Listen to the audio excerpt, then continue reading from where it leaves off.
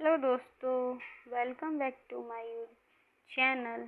स्वागत है आपका मेरे यूट्यूब चैनल पर। आज मैं आपके लिए नॉलेज एंड करिकुलम सब्जेक्ट का topic preparation of debate related to different issues of curriculum से रिलेटेड असाइनमेंट लेकर आई हूँ। इससे पहले मैंने वीडियो शेयर की थी अपने चैनल पर, जिसमें IEDSS और IEDC स्कीम से रिलेटेड असाइनमेंट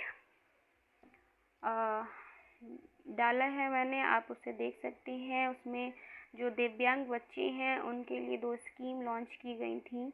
उसके बारे में पूरा डिटेल में असाइनमेंट है। आपको अगर उसकी ज़रूरत है आप मेरे चैनल पर जाकर उसे देख सकते हैं।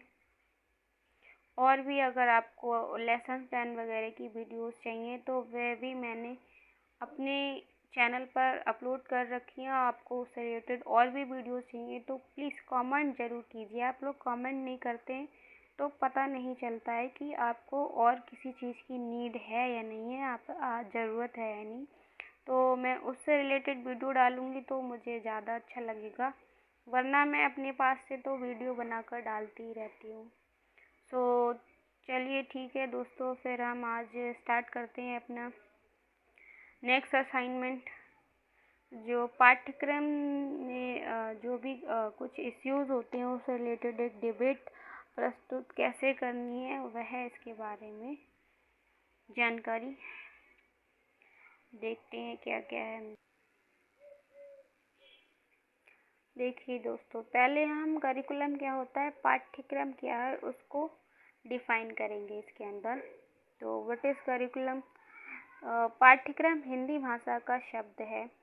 इसे अंग्रेजी भाषा में करिकुलम कहते हैं। करिकुलम शब्द की उत्पत्ति लैटिन भाषा के शब्द क्यूरेर से हुई है, जिसका अर्थ है दौड़ना, अर्थात दौड़ का मैदान। पाठ्यक्रम शिक्षा पद्धति का आवश्यक अंग है। पाठ्यक्रम के बिना शिक्षक ना तो शिक्षण व्यवस्थित कर पाता है और ना ही शिक्षा के व्यापक तथा तात्कालिक उद्देश्यों की पूर्ति में सहायक हो सकता है। आप लोगों को पता ही है कि अगर हमारे पास सिलेबस नहीं हो, बुक्स ना हो, तो मतलब पूरा कुछ पता ही नहीं होगा कि हमें क्या पढ़ना है क्या नहीं पढ़ना है। जो टीचर को सही लगेगा, अध्यापक को, वो तो वही पढ़ाएगा, भले ही बच्चों को समझ आए ना आए। तो ऐसा पहले होता था कि ना कोई बुक्स थी ना कोई कॉपीज़ थी। क्या होता था, जो पहले अध्यापक होते थे वो एक लेक्चर की तरह क्लास लेते थे और मतलब लेकर चले जाते थे। उसमें जो भी बच्चों को याद रह जाता था बस वही उनके काम का होता था। बाकी जो अगर दिमाग से निकल गया तो निकल गया। तो इससे क्या था, नुकसान ही था ज़्यादातर बच्चों का। लेकिन अब हमें करिकुलम की बहुत आवश्यकता है कि पाठ्यक्रम होना हमारे लिए भी बहुत ज़रूरी है और हमारे जो शिक्षक हैं उनके लिए भी, ताकि उन्हें भी पता रहे कि हम बच्चों को क्या पढ़ाना है मेन, और बच्चों को भी पता हो कि हमें टीचर क्या पढ़ाने वाला है। तो उसके लिए पाठ्यक्रम बहुत आवश्यक है आजकल हमारे लिए। तो देखते हैं आगे। पाठ्यक्रम 2 शब्दों से मिलकर बना है। पाठ्य प्लस क्रम, अर्थात पढ़ने योग्य सामग्री का क्रम। पाठ्यक्रम की परिभाषा हॉर्न के अनुसार, हॉर्न ने कहा है कि पाठ्यक्रम अनुभवों का भंडार है। वह जीवन की समस्याओं की एक श्रृंखला है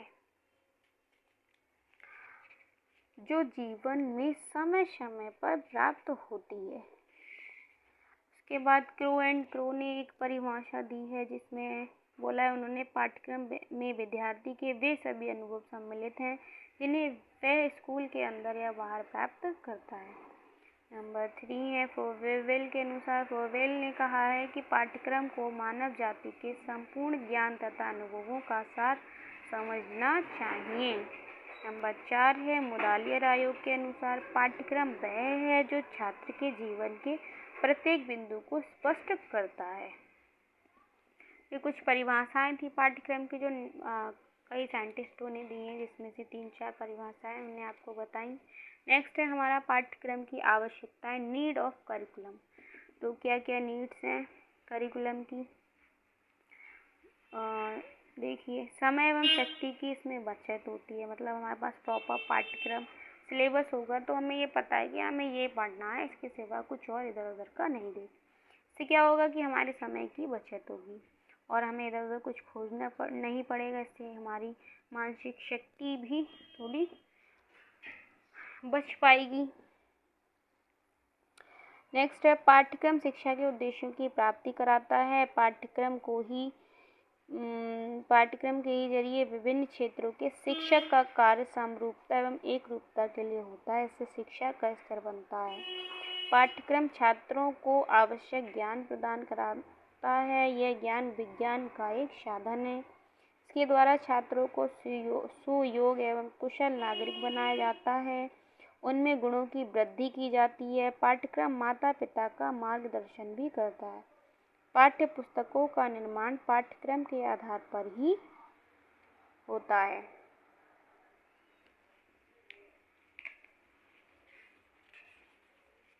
नेक्स्ट है हमारा इम्पोर्टेंस ऑफ करिकुलम। पाठ्यक्रम का महत्व एवं उद्देश्य क्या क्या है। तो पाठ्यक्रम का महत्व एवं उद्देश्य हमारे जीवन में बहुत ही ज़्यादा रहता है। तो उसमें क्या है कि बालक को क्या और कैसे ज्ञान देना चाहिए, ये पाठ्यक्रम से ही ज्ञात होता है। पाठ्यक्रम रंग भेद, जाति भेद आदि के भेदभाव की भावना से रहित होता है।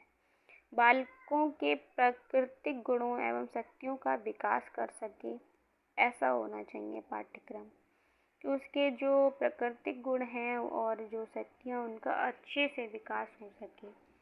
पाठ्यक्रम को बालक की रुचि को ध्यान में रखकर तैयार किया जाए।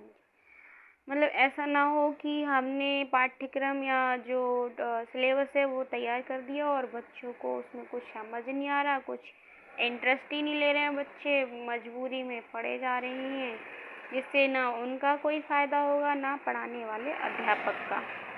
तो पाठ्यक्रम को बनाते समय बच्चे की रुचि को भी ध्यान में रखना चाहिए। छोटे बच्चों के लिए पाठ्यक्रम तैयार कर रहे हैं तो उसमें कुछ चित्र होने चाहिए अच्छे अच्छे और थोड़ा बड़ा बड़ा और कलरफुल लिखा होना चाहिए उनकी बुकों में।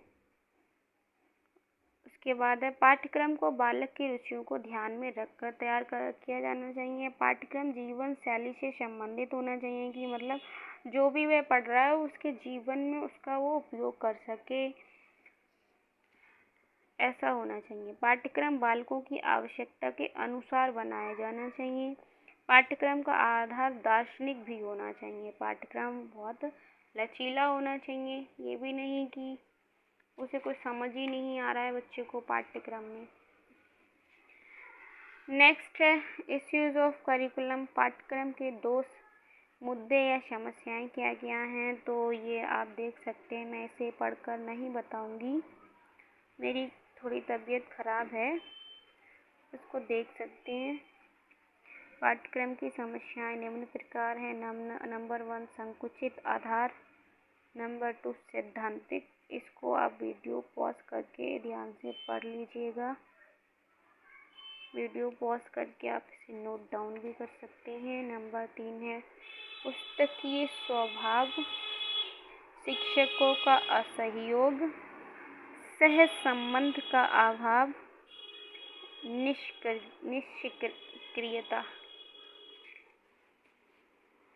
नेक्स्ट है पाठ्यक्रम के विभिन्न मुद्दों से संबंधित बहस, डिबेट आयोजित करते हैं हम। जो वाद विवाद प्रतियोगिताएं होती हैं हमारे कॉलेज में, राष्ट्रीय लेवल पर भी होती हैं और अंतर्राष्ट्रीय लेवल पर कक्षा के अंदर होती हैं विद्यालय में, जिसे वाद विवाद प्रतियोगिता कहते हैं। इसमें 2 समूह होते हैं जिसमें दोनों से कुछ क्वेश्चन किए जाते हैं।